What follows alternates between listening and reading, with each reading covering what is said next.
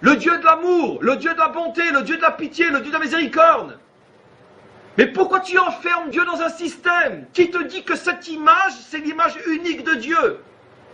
Est-ce que tu sais comment est Dieu? Tu oses définir l'infini pour lui calquer des modèles? Excusez-moi de hausser le ton. Comment? Parce que c'est insupportable de parler du bon Dieu quand on sait qu'à 50 km de chez nous, les hommes et les femmes, les enfants se font massacrer à bout portant. Arrêtez-vous, le bon Dieu, non mais arrêtez vos histoires. Je ne dis pas qu'il n'est pas bon Dieu, mais il n'est pas bon comme nous on le définit. Comme nous on le définit. C'est impossible. Alors où il est quand on massacre des gosses? Où il est? Ah, il dormait, il avait pris un cachet, il avait mal à la tête. Mais c'est pire de dire qu'il dormait que de dire que nous n'avons aucune notion, aucune définition de la compréhension de la bonté de Dieu. D'accord.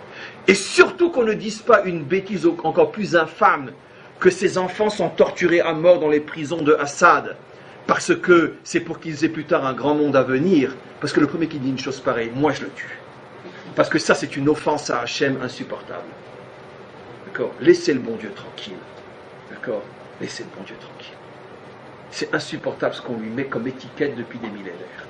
Donc c'est la raison pour laquelle la Torah nous présente un personnage de bonté qui ne fonctionne pas du tout comme on est habitué à avoir un personnage de bonté.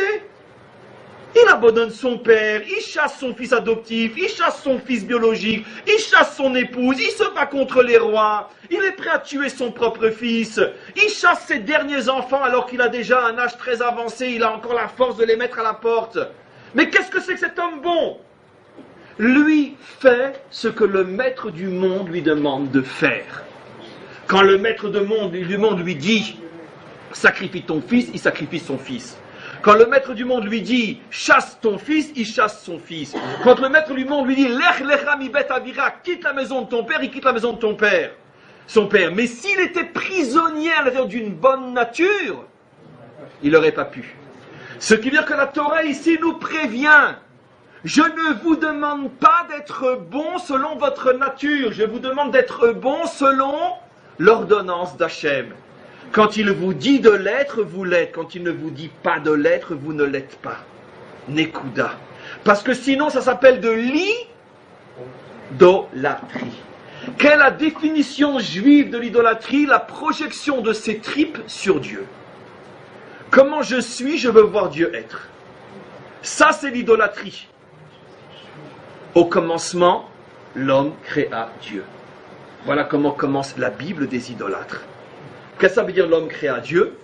Les hommes bons en ont fait le Dieu de l'amour. Les hommes forts en ont fait les dieux de la guerre. Les hommes justes en ont fait le Dieu de la justice, etc., etc. Ça, c'est au commencement, l'homme créa Dieu. Nous ne savons pas qui est Dieu, comment il est, nous ne savons pas.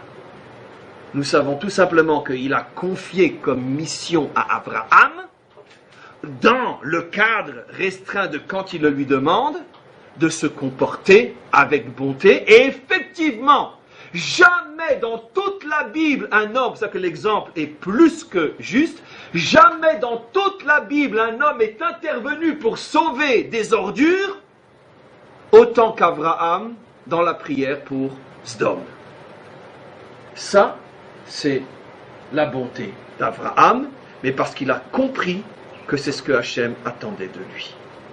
Pas parce que c'était son nombril qui le poussait. Et c'est-à-dire ce que disent nos maîtres, c'est le seul endroit dans toute la Torah, sur 3 parachiotes, où on voit vraiment qu'il est chesed. Alors sur 10 exemples de dureté, 1 de chesed, et on en fait l'homme du chesed. Pourquoi? Parce que la Torah veut nous montrer la chose suivante. La bonté, c'est pas la religion de tes tripes.